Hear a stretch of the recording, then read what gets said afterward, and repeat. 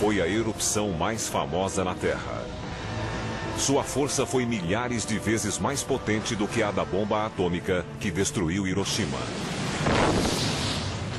Foi uma explosão gigantesca. A ilha praticamente desapareceu.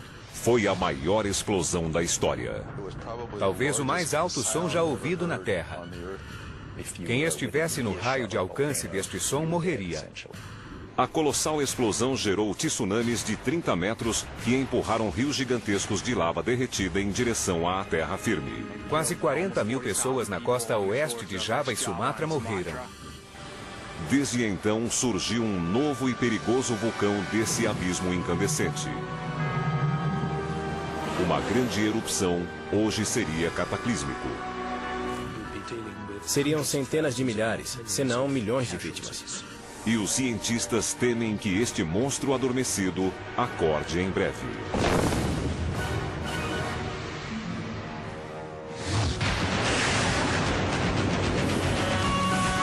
A vingança de Krakatoa em Mega Desastres.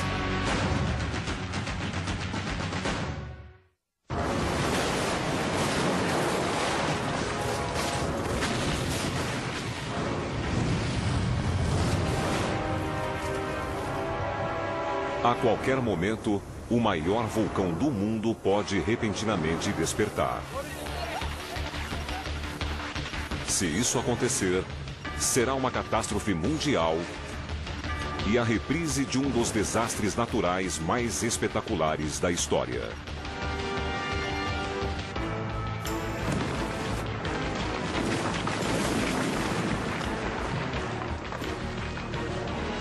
O ponto zero foi em um grupo de ilhas vulcânicas entre a Ásia e a Austrália, na atual Indonésia.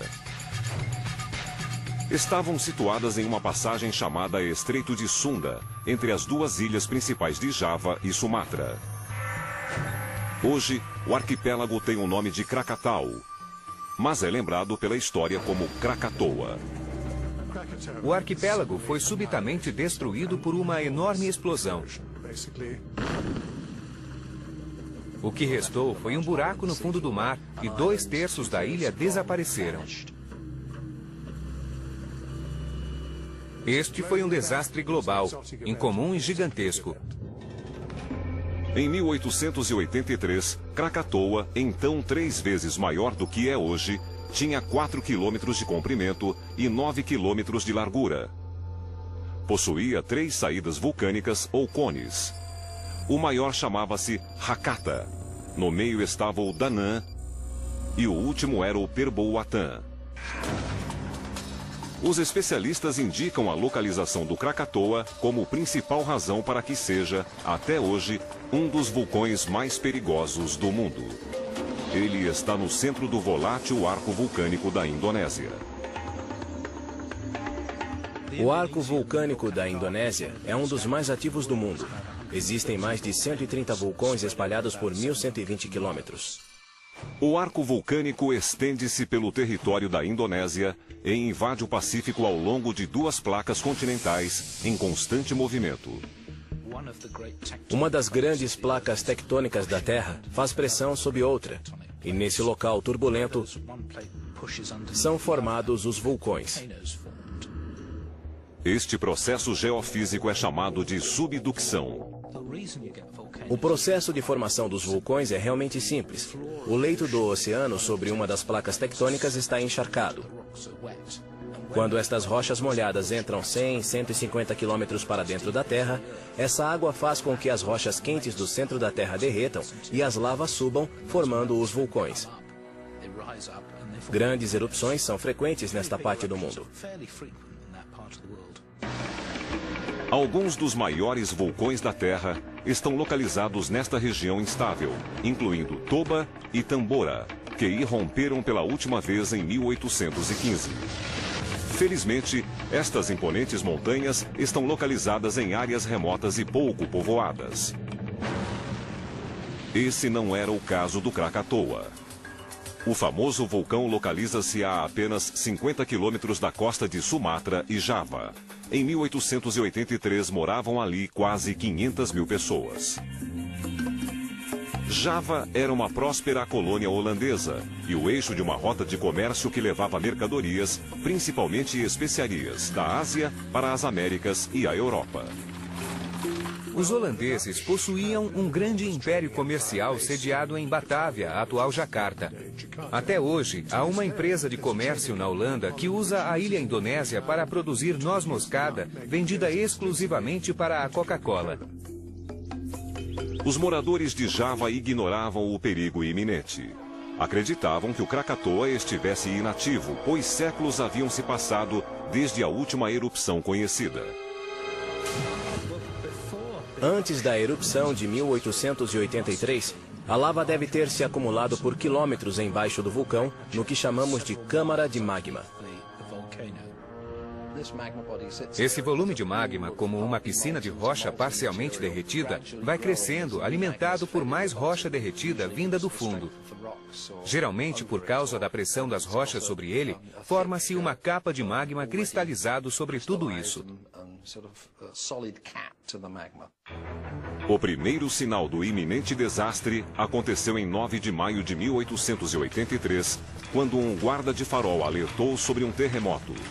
Ele estava na extremidade oeste de Java, aproximadamente 72 quilômetros ao sul-sudoeste do vulcão. Ele sentiu o chão tremer no meio da noite. Em seguida, houve o que ele chamou de um breve terremoto no ar, uma espécie de ventania que o golpeou rapidamente. Os moradores da costa ainda não sabiam, mas corriam risco de morte na rota de um vulcão que despertava. Ninguém percebeu que era o vulcão. Começou com barulhos e os pescadores da região relataram que a água estava fervendo e cheirava mal, e isso foi piorando ao longo do ano.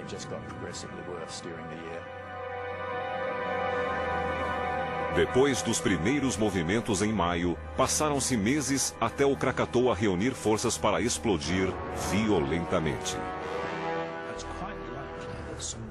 Provavelmente, o magma muito quente das profundezas da Terra começou a subir pelo vulcão, entrou na câmara de magma, aumentou a pressão dentro dela e rompeu as rochas. Apesar desse redemoinho subterrâneo, os moradores de Batávia, a 145 quilômetros do vulcão, estavam tranquilos. Há uma carta de uma mulher dizendo que adorava assistir aos concertos de bar no Teatro de Batávia, mas não conseguia escutá-los bem porque o ruído do vulcão estremecia as janelas e atrapalhava o espetáculo. Era mais um incômodo que uma ameaça.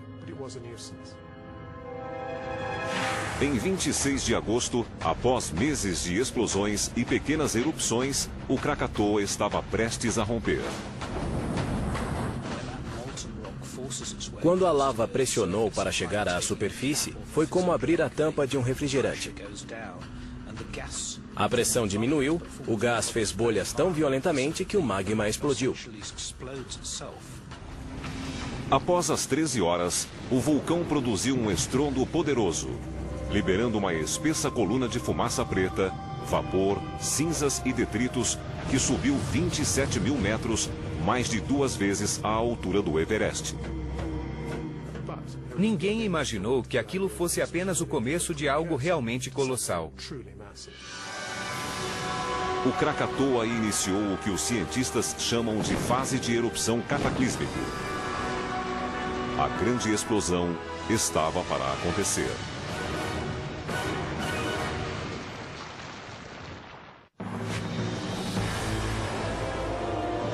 Na manhã de 27 de agosto de 1883, os céus estavam cobertos de fumaça ao longo de 65 quilômetros em torno de Krakatoa. Uma nuvem de cinzas encobriu o estreito de Sunda e quase escondeu o sol. Todos acordaram pela manhã com a continuação da erupção que caracterizou o domingo. Grossos pilares de fumaça negra, barulho ensurdecedor, muitas chamas, muito fogo. O Krakatoa iniciava suas convulsões mortais.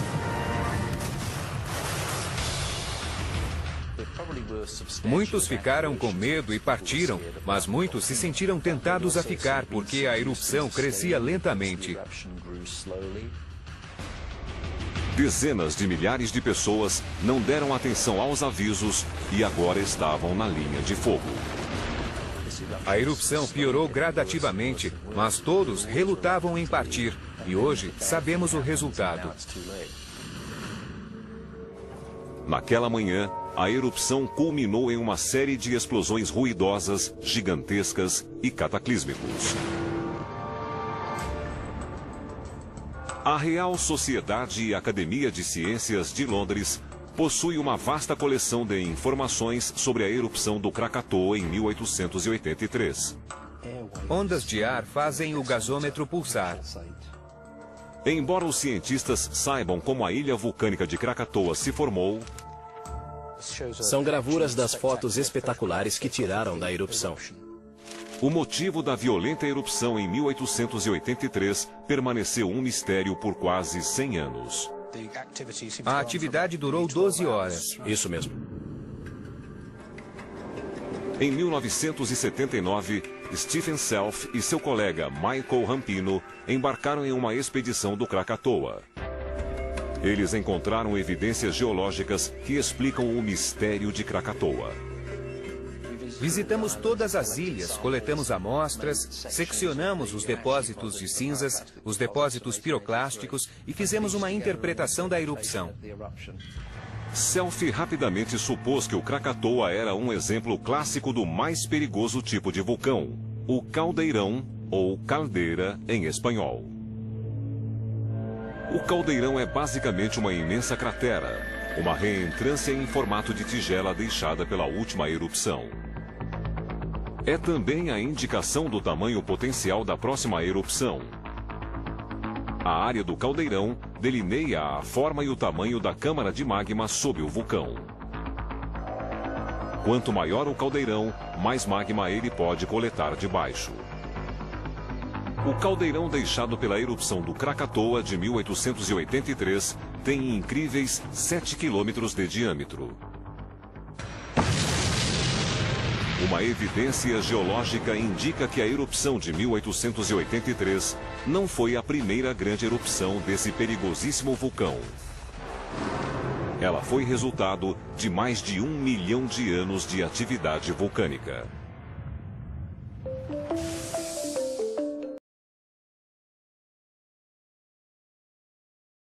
Dos reis javanês. Este texto sagrado da Indonésia descreve uma enorme explosão no Estreito de Sunda em 416 d.C. De acordo com o relato, ela dividiu o continente nas duas ilhas de Java e Sumatra. Até hoje, os geólogos não encontraram evidência física de uma grande erupção do Krakatoa em 416. Mas alguns pesquisadores alegam ter encontrado pistas geológicas da erupção de 535, 119 anos depois. Eles acreditam que o texto do livro sagrado se refere à explosão de 535 depois de Cristo. O evento todo produziu energia equivalente a centenas de milhões de bombas de Hiroshima. Uma fonte de magma teria se projetado a 50 mil metros de altura. 100 mil quilômetros cúbicos de minúsculos cristais de gelo teriam se espalhado e começado a refletir a luz do Sol de volta ao espaço, resfriando todo o planeta. Kiss presumiu que a supererupção ocorreu em 535 com base em relatos literários feitos no mundo todo no século VI. Sabemos através de relatos históricos que aconteceu um grave problema climático dessa magnitude no século VI. Dizem especificamente que o Sol foi parcialmente bloqueado. Um historiador da Europa do século VI escreveu que o Sol tornou-se escuro e sua escuridão durou 18 meses.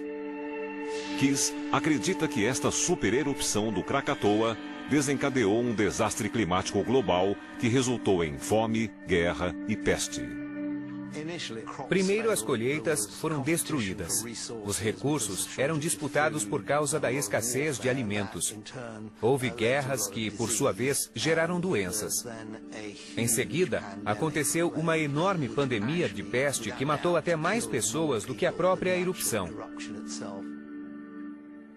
No Laboratório Nacional de Los Alamos, no Novo México, o vulcanólogo Ken Wallace procurou evidência científica para amparar a teoria da supererupção de 535. Kiss reuniu muitos dados sobre anéis de crescimento de árvores, cilindros de gelo e depósitos lacustres do mundo todo. A resposta está nos cilindros de gelo da Groenlândia e Antártica, chamados pelos cientistas de arquivo. Como os anéis das árvores, cada camada de gelo corresponde ao ano em que foi depositada. A análise cuidadosa permitiu aos cientistas datar cada camada do arquivo. Quanto mais profunda, mais antiga. Os vulcões geralmente surgem onde há concentração de ácido sulfúrico e onde houve uma grande erupção, basta contar as camadas para saber a data em que ocorreu. Encontramos a marca de ácido em 535, durante o projeto da Groenlândia. Também foram encontradas marcas de ácido nos cilindros de gelo da Antártica.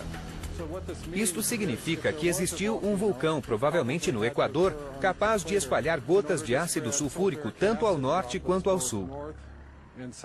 A evidência científica e os relatos históricos confirmaram a crença de que uma supererupção ocorreu em algum ponto do arco vulcânico da Indonésia. Agora era preciso encontrar um vulcão com uma caldeira capaz de originar uma supererupção. Começamos buscando uma causa e encontramos um provável culpado, um vulcão em formação, justamente onde está o Krakatoa. Ao examinar mapas subaquáticos, Wallace encontrou uma caldeira de 50 quilômetros de largura. Usando todos os dados coletados, ele criou uma reprodução da supererupção do Krakatoa para visualizar sua tese. Uma coluna de cinzas e pedras pomes é projetada a 50 mil metros na estratosfera. Até que os cientistas encontrem evidências geológicas definitivas, a teoria da supererupção do Krakatoa durante o século VI é apenas suposição. As pesquisas de Kiss e Wallace, no entanto, mostram que uma erupção do Krakatoa dessa magnitude seria capaz de causar uma catástrofe mundial. Esse evento provocaria resultados devastadores para a agricultura e o clima. Portanto, se acontecesse atualmente, sem dúvida, atingiria seriamente todo o mundo.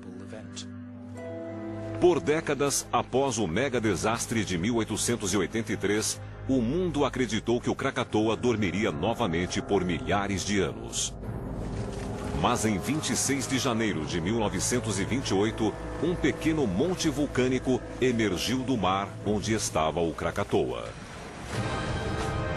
Seria o retorno do vulcão mais poderoso e mortal da Terra?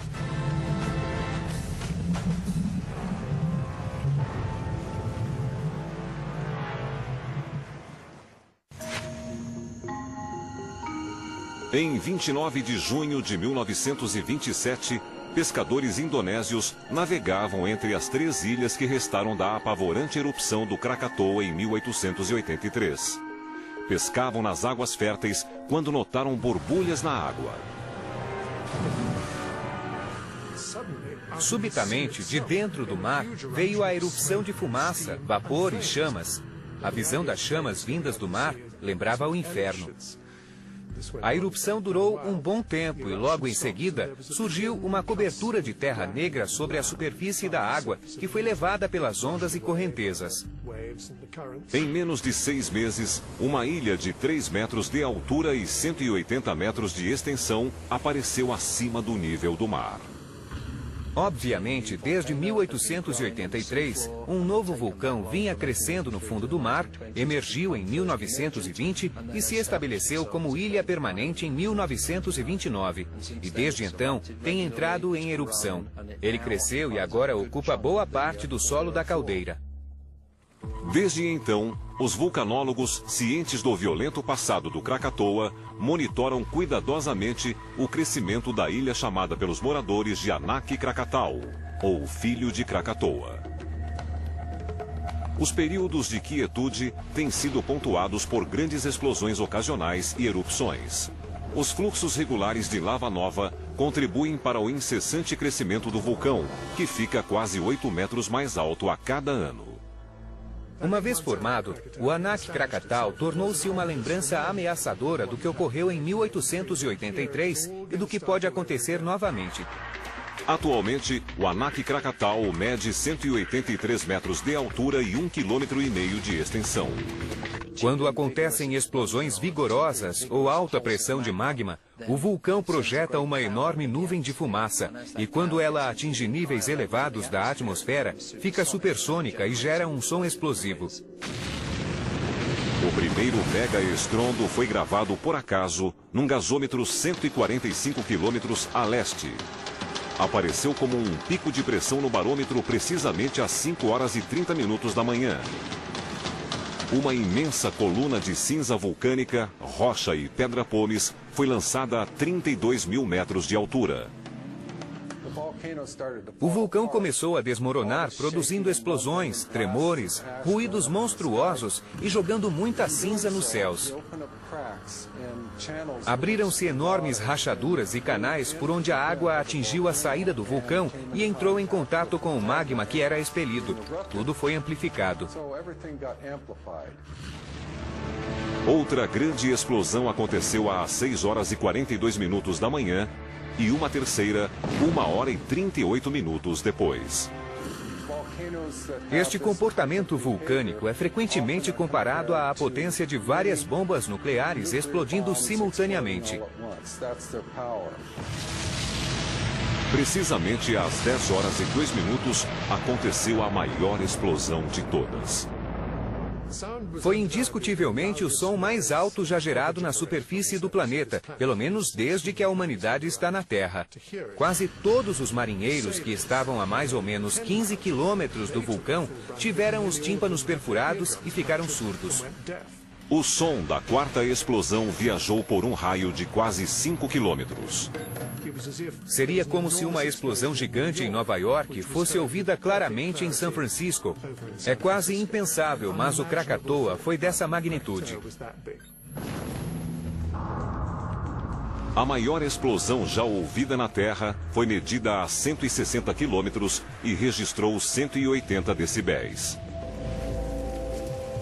As cinzas da explosão chegaram a Singapura, mais de 800 quilômetros ao norte, e às Ilhas Cocos, 1.120 quilômetros a sudoeste. Essas explosões, ao mesmo tempo, provocaram uma enorme pressão na Terra, um tsunami atmosférico. Esse é um exemplo dessa pressão que se alastra e viaja ao mundo diversas vezes. A colossal explosão lançou poeira, detritos e rocha derretida a mais de 30 mil metros na estratosfera. Quando a explosão estava no auge, havia um volume imenso de material suspenso no ar, formando nuvens a cerca de 9 mil metros de altura. Parte das cinzas expelidas é muito pesada para pairar no ar. Ao atingir a atmosfera, as cinzas e gases quentes caem em cascata pelas encostas do vulcão e vão desabar no mar.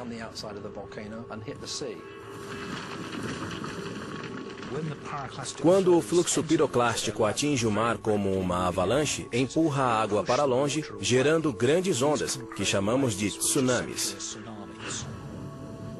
É como se fosse um amortecedor superaquecido. A água é vaporizada na interface e levanta a parte leve do fluxo piroclástico por toda a superfície.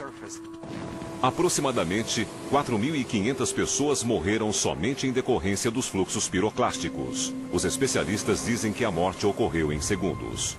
Um ser humano é incinerado quase instantaneamente quando atingido por um fluxo piroclástico. As ondas gigantescas surgindo do nada, as pessoas sem saber o que estava acontecendo, foi uma cena bíblica, aterrorizante. A carne cozinha a uma temperatura de 150 a 250 graus centígrados, enquanto os fluxos piroclásticos têm 600 a 700 graus centígrados. A primeira onda gigante atingiu a cidade de Telok Betong, ao sul de Sumatra. 5.000 pessoas morreram na hora. Ela alcançou entre 90 e 320 quilômetros por hora. Ninguém consegue escapar disso. A água entrou violentamente. Era inescapável. Cada explosão gigantesca do Krakatoa precipitava ondas cada vez maiores. Há relatos de ondas com mais de 30 metros de altura. Faróis e píeres de concreto foram arruinados.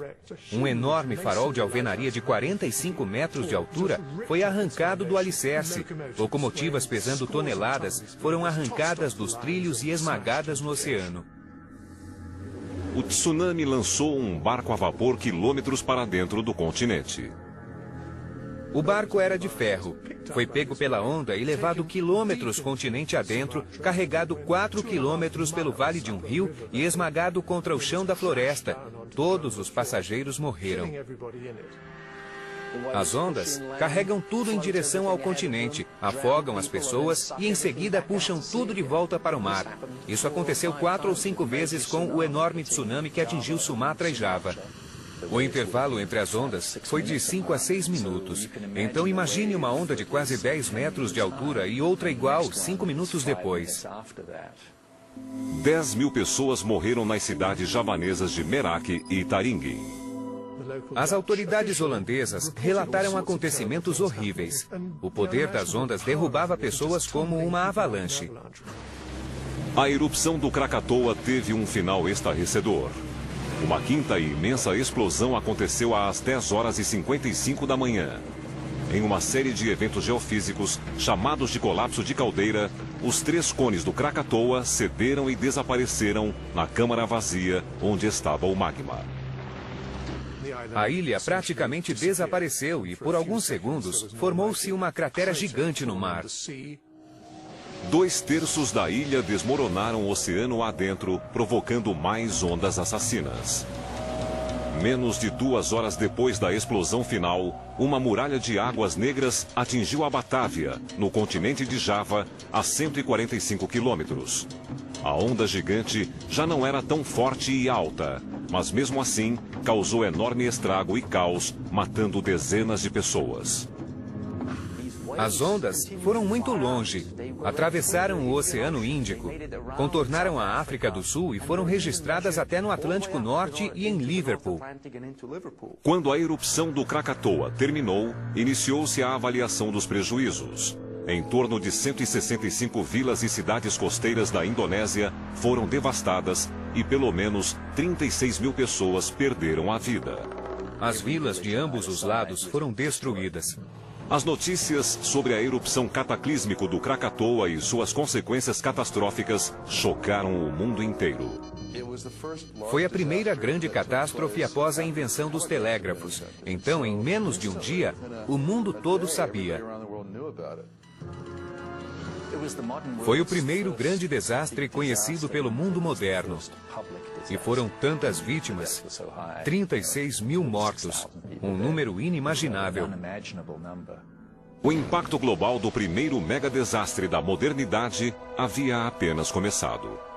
Alguns meses depois, os céus ficaram vermelhos e amarelos em muitas partes do mundo. Em Londres, diziam que o lindo pôr-do-sol vulcânico viera do outro lado do mundo.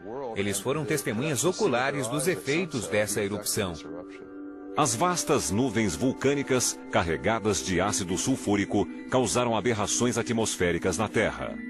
No dia 12 de setembro de 1883, uma pálida lua verde foi vista em Madras, na Índia, a mais de 3.000 quilômetros. Raios de sol noturnos foram vistos em Yuma, no Arizona, em outubro. Quando o sol se põe, seus raios se refletem nessas camadas de aerosol, resultando numa intensa luz vermelha. A partir de então, os cientistas de todo o mundo vasculharam as ruínas e resquícios do Krakatoa, além dos registros históricos, para entender os fatos e suas causas. As descobertas sobre o mega desastre moderno mudaram a ciência para sempre. Vários ramos da ciência progrediram muito porque conseguiram associar os fenômenos ocorridos no mar, na atmosfera e na Terra a um evento vulcânico natural. Este é um mapa de onde a Pedra Pómez foi encontrada. Ela levou só um mês para cruzar o Índico e chegar à costa africana. Descobertas recentes de depósitos vulcânicos nas camadas de gelo da Groenlândia e Antártica levaram os pesquisadores a conclusões surpreendentes. Apesar da catastrófica erupção de 1883, outra muito maior ocorreu 1.300 anos antes. A explosão foi gigantesca, certamente uma das maiores erupções nos últimos 50 mil anos.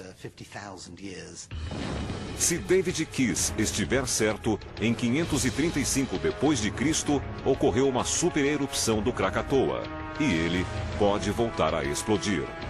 Mas desta vez, a catástrofe resultante pode aniquilar toda a civilização.